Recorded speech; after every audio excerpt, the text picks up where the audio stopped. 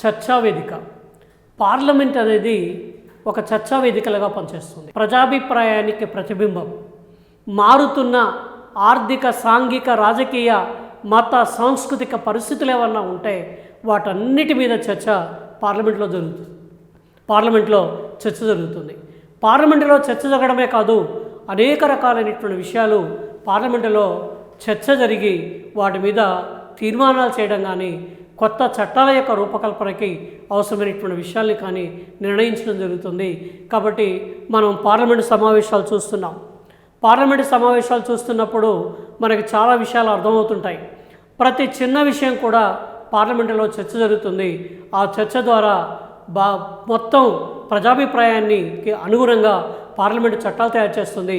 ప్రజాభిప్రాయానికి అనుగుణంగా అనేక రకాలైనటువంటి విషయాల్ని చర్చించేటువంటి అధికారం ఎవరికి ఉంది అంటే పార్లమెంటుకు ఉంది అని చెప్పచ్చు.